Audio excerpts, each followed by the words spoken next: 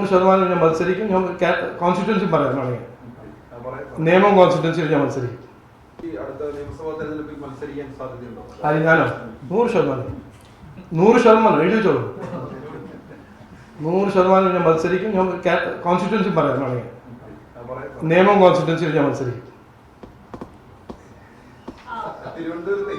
ഉപതെരഞ്ഞെടുപ്പിനുള്ള സാധ്യതയുണ്ട് ലോക്സഭയിലേക്ക്. കാരണം BJP സപ്പോർട്ട് ചെയ്ത് സംസാരിക്കുകയാണല്ലോ. ശശി തരൂർ BJPയിലേക്ക് വരാൻ സാധ്യതയുണ്ടോ? അത് എനിക്കൊരു ആപ്ലിക്കേഷൻ ഒന്നും കിട്ടിയിട്ടില്ല. അപ്പോൾ അദ്ദേഹം പോകുന്നുണ്ടോ, എവിടെ പോകുന്നു, എങ്ങനെ പോകുന്നു, അത് അദ്ദേഹത്തോട് ചോദിച്ചാൽ മതി.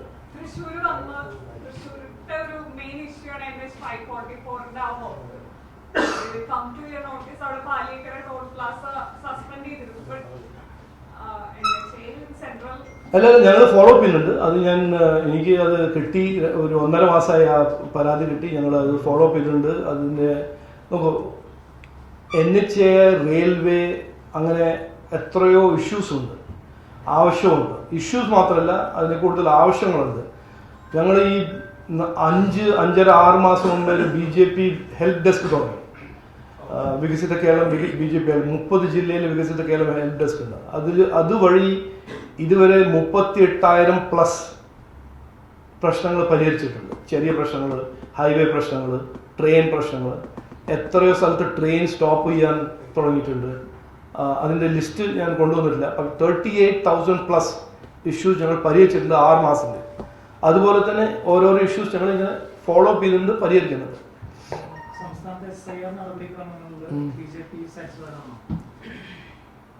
അല്ല, SIR നടത്തുന്നത് ഇലക്ഷൻ കമ്മീഷനല്ലേ, സംസ്ഥാന ഗവൺമെന്റിന്റെ ഒരു റോളില്ലല്ലോ അതിൽ. ഞങ്ങൾ ആദ്യം മുതൽ പറയുന്നത് ചെയ്യണം, ഇത് നല്ലതാണ്, ഒരു ശുദ്ധീകരണം ഇലക്ട്രൽ റോഡിൽ നടക്കണം, ഡെമോക്രസിക്ക് ഒരു നല്ല കാര്യമാണ്.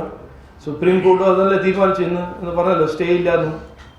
അപ്പോൾ ഇത് രണ്ടാളും ഒരു ലൂസിങ് സൈഡിലാണെന്ന് നമ്മൾ കൃത്യമായി മനസ്സിലാക്കിയിട്ടുണ്ടോ. വഖഫിൻ്റെ എതിരെ അവർ പോയി ഒരു റെസൊല്യൂഷൻ പാസ്സാക്കി, അസംബ്ലിയിൽ വഖഫ് പാർലമെന്റ് പാസ്സാക്കി. മുൻപ് ജനങ്ങൾക്ക് കോർട്ട് വഴി ഒരു പരിഹാരം ഇപ്പോൾ കിട്ടും. അതുപോലെ തന്നെ SIR അവർ റെസൊല്യൂഷൻ പാസ്സാക്കി, ചെയ്യാൻ പാടില്ല. SIR മുമ്പോട്ട് പോയി, അവർ കേസ് ഫയൽ ചെയ്തു, സ്റ്റേ ഇല്ല. ഇനി SIR മുമ്പോട്ട് പോകും. കള്ള വോട്ടുകളെല്ലാം വോട്ടർ ലിസ്റ്റിൽ നിന്ന് മാറ്റിവെക്കും. അത് ബീഹാറിൽ നടന്നു, അത് വെസ്റ്റ് ബംഗാളിൽ നടക്കുന്നു, ഇവിടെ നടക്കും. കാരണം ഡെമോക്രസിയിൽ ഒരു ഇന്ത്യൻ സിറ്റിസണിന് മാത്രമാണ് അവകാശം, ഒരു ലെജിറ്റിമേറ്റ് ഇന്ത്യൻ സിറ്റിസൺ വോട്ട് കൊടുക്കാനും ഒരു പബ്ലിക് റെപ്രസെൻറ്റേറ്റീവിനെ എലക്ട് ചെയ്യാനും.